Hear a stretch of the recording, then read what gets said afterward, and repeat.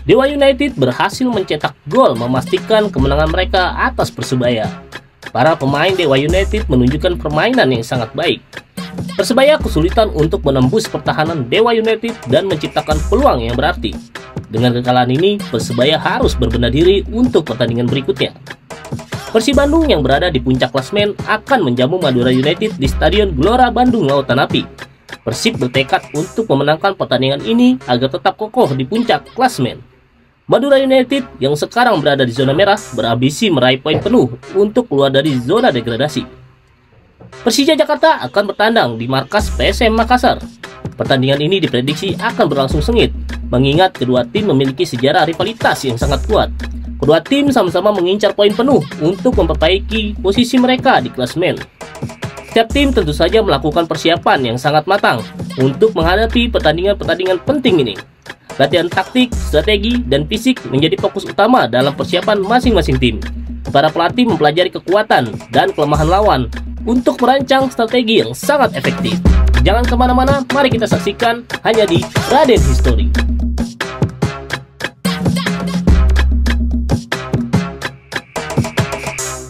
Selamat datang kembali di channel YouTube Raden History. Wah, semalam nih guys, luar biasa. Pertandingan antara Dewa United berhadapan dengan Persebaya Surabaya. Kita akan mengulasnya di hari ini guys. Tapi sebelum kita mulai, jangan lupa untuk subscribe terlebih dahulu untuk channel YouTube Raden History agar semakin berkembang dan terus ngebahas Liga 1 dengan timnas pastinya. Oke, kita mulai aja pembahasan yang pertama, yaitu Dewa berhasil unggul dengan skor meyakinkan 2-0 bermain di Stadion Patriot Candrabaga Bekasi. Dengan kemenangan 2-0 ini membuat Dewa, faktanya nih guys, di musim ini dia melengsarkan beberapa tim dari era Persikatan, di mana Dewa United pertama melawan Arema dengan skor 2-0. Lantas kemudian dilanjutkan dengan tim era Persikatan, yaitu PSM Makassar dengan comeback luar biasa 3-2. Dan lalu ada juga namanya Persib Bandung yang dilumat habis 2-0 juga oleh Dewa United. Pertemuan terakhirnya ada Persija Jakarta dimenangkan Dewa dengan skor 2-1. Lantas yang terakhir barusan semalam tim Persikatan Persebaya dilumat 2-0. Wah, gila ini.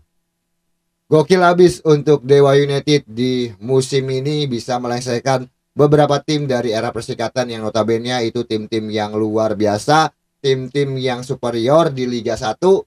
Nah, kita ke jalannya pembahasan di babak yang pertama nih guys.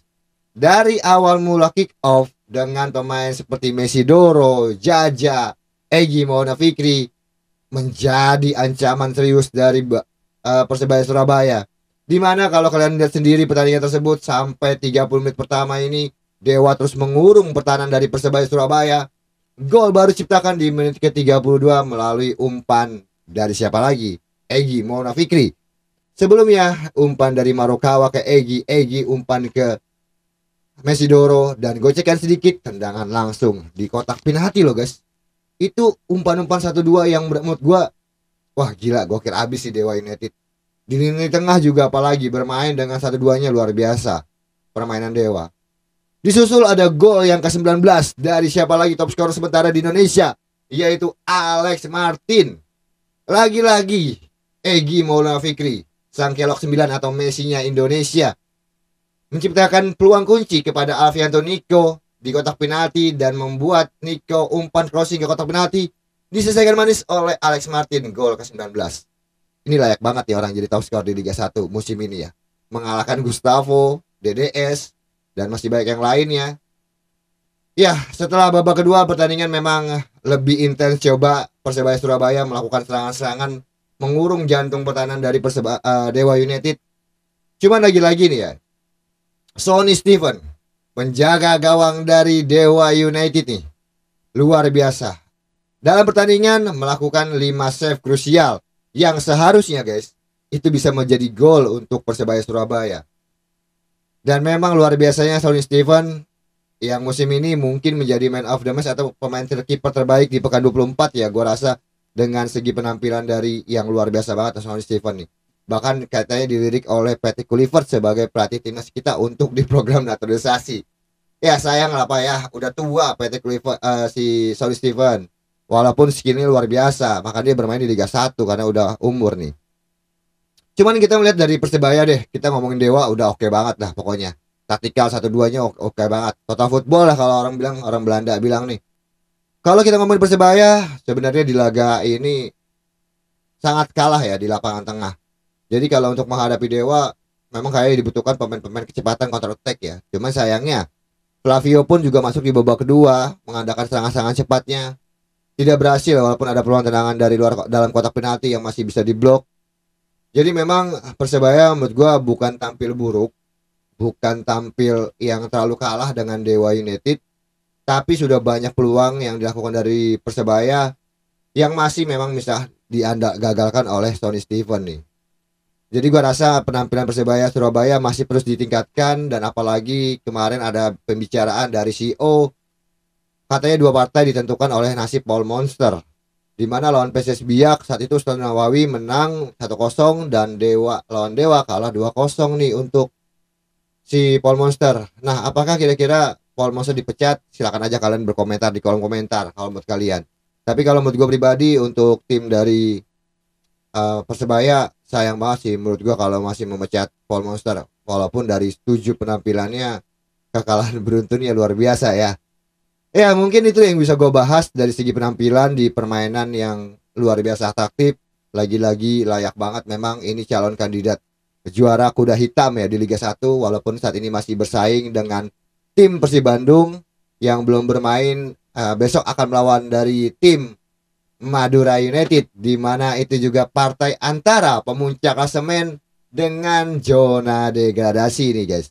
Oke, gue sedikit ngebahas nih juga nih pertandingan antara Persib dengan Madura, dan tentunya juga PSM Makassar akan berhadapan dengan Persija Jakarta nih. Kalau kita melihat Persib Bandung, wah jangan diragukan lagi. Saat ini dia berpeluang menjadi back to back juara guys untuk di timnas Liga 1 musim ini 2024. Dan kalau misalkan back to back juara, ya sama kayak Bali United saat zaman Silviano Konvalimus. Tentunya juga kalau dari segi kekuatan jangan meremehkan dari Madura United. Madura United berhasil mengalahkan Dewa United yang menang lawan Persebaya. Jadi sebenarnya tim ini udah mulai bangkit nih dari Madura United, di mana Madura dengan Alfredo Veranya mulai mencoba bangkit dari zona degradasi. Apalagi kalau kita lihat skor tadi Solo sama Padang imbang guys. Jadi untuk mempelebar jarak antara tim zona degradasi masih mungkin. Nah kalau kita bicara Persib Bandung, pastinya Gustavo Franca tidak akan bermain dikarenakan terkena akumulasi kartu kuning. Jadi tanpa Gustavo Franca mungkin nanti Matteo Kozian atau mungkin Rahmat Irianto yang bisa menjadi back di lini pertahanan Persib Bandung. Dan tentunya Madura pasti lagi on fire, dan jangan sampai lengah kalau untuk Persib Bandung ya. Kalau gua rasa kalau lengah sedikit bisa saja nanti tergelincir. Karena kalau untuk di partai home, ini apalagi bermain di Bandung, ya harus dimenangkan kalau memang ada target untuk back to back juara. Dan kita lanjutin nih guys. Sebelum kita lanjutkan pembahasan Persija Jakarta, nah kalian sudah berkomentar, sudah subscribe, subscribe dulu channel Radin Story. Nah kalau kita ngomongin Persija Jakarta dengan PSM Makassar, pastinya ini era persikatan duel klasik di zaman bahla sampai zaman sekarang ya. Duel yang memang tim papan atas sebenarnya di Liga 1. Saat ini PSM Makassar juga masih tersiok-siok nih, walaupun sudah lolos ke partai semifinal Piala AFF yang akan mungkin berhadapan dengan wakil Vietnam lagi. Tapi di liganya kalau dari segi konsisten ya masih belum konsisten lah dibandingkan Persija Jakarta. Di mana mendatangkan putaran kedua ini mendatangkan Balotelli. Gua rasa Balotelli memang wah, ini nggak main-main nih untuk Bernardo Tavares guys ya. Ini membeli Balotelli datang langsung dari Gini, wah, dan terbukti gacor sekali ya di PSM Makassar.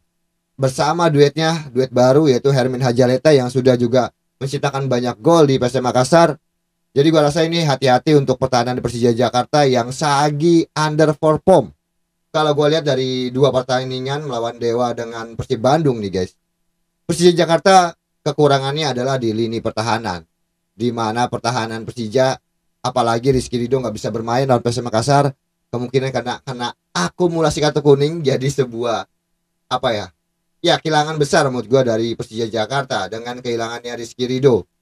Jadi kalau gue rasa tinggal bagaimana antara Bernardo Tavares dengan Carlos Pena meracik tim ini, dan siapapun yang memenangkan duel di partai ini bisa saja tetap bersaing, terutama untuk Persija Jakarta ya, untuk bersaing memperebutkan juara.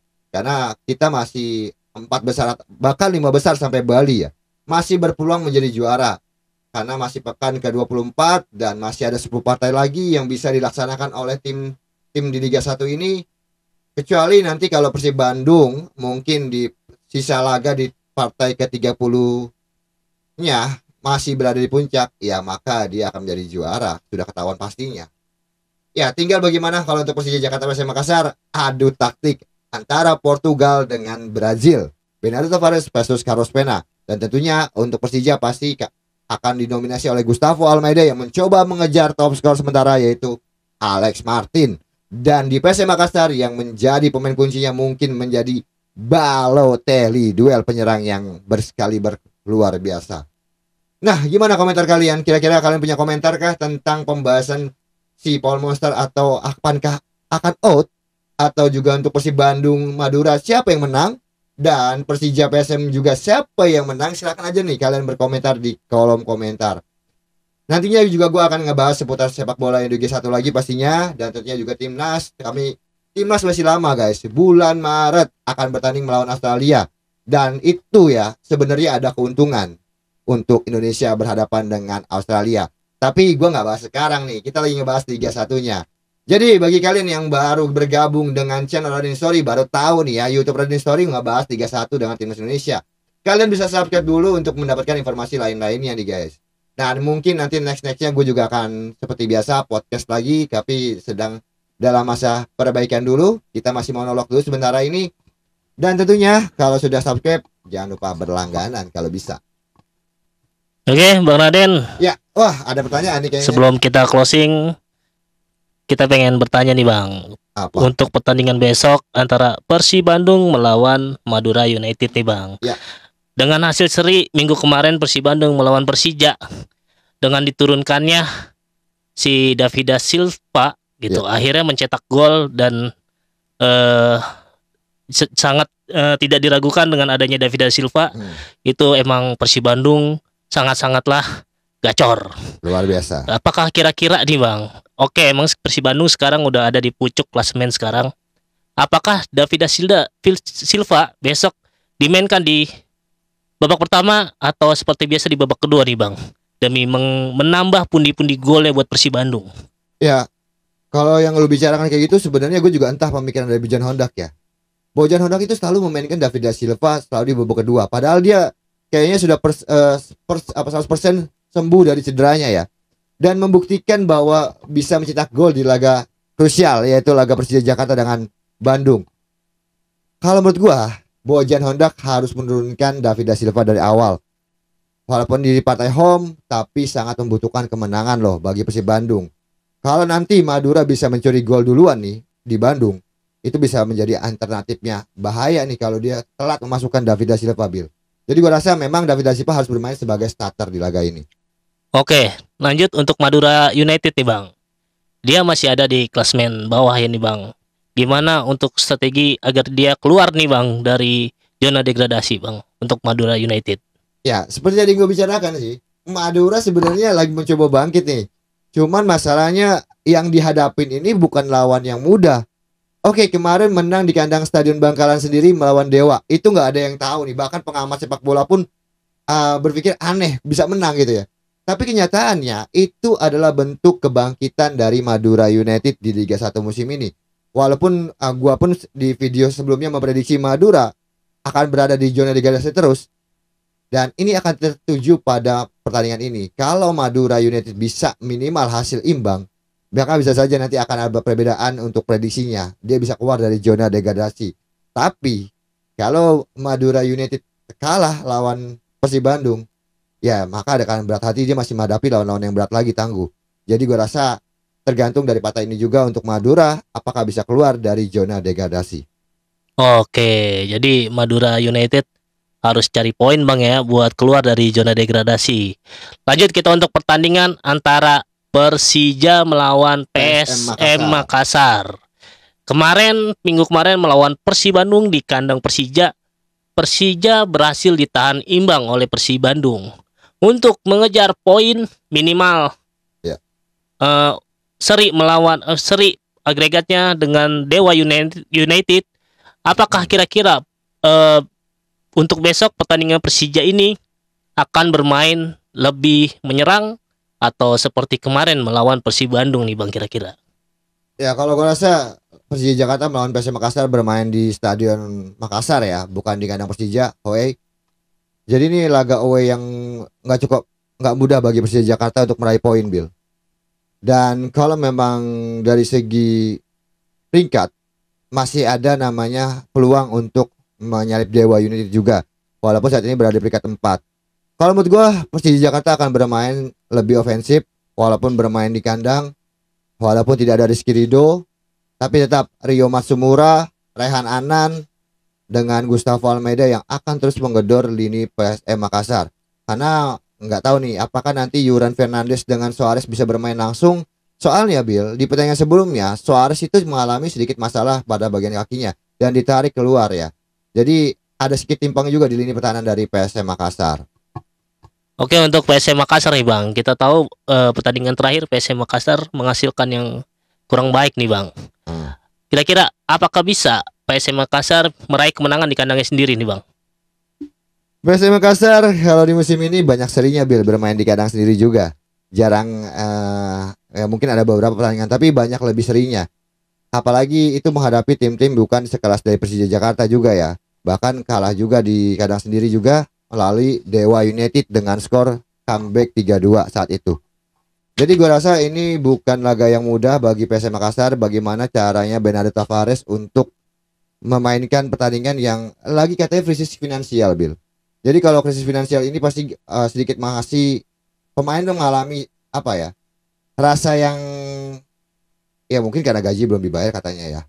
Jadi kalau tapi dari segi penampilan gaji pemain di AFF itu tidak kelihatan gara-gara gaji pemain tetap proporsional di lapangan. Ya tinggal bagaimana ya untuk PSM Makassar bisa bermain dengan efektif, yaitu dengan Balotelli-nya, dengan Hermin Hajaletanya.